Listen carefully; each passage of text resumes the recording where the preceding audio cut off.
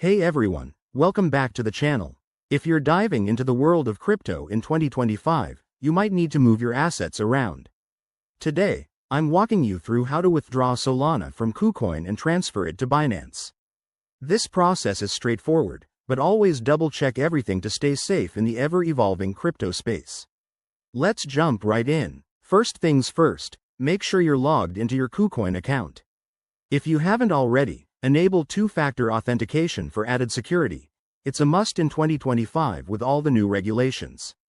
Once you're in, head over to the Assets or Wallet section. Look for your Solana holdings. It should be listed under your balances.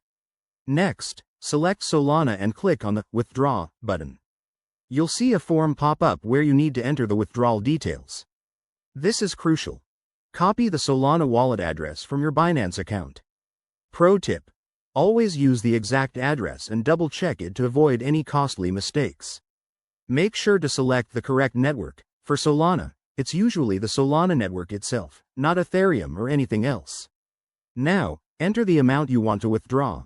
Kucoin might show you the minimum and maximum limits, plus any withdrawal fees. Keep an eye on those, as fees can vary. Once everything looks good, hit Confirm, and you'll likely need to verify this through email or your 2FA app. After that, sit tight. Transactions on the Solana blockchain are pretty fast, but it could take a few minutes to a couple of hours depending on network congestion. On the Binance side, log into your account and go to your wallet. Check the Solana section under Deposits. Once the funds arrive, you'll see them reflected in your balance. And just like that, you're done. A quick word of caution: always withdraw to a wallet you control and never share your private keys. If you're new to this, test with a small amount first.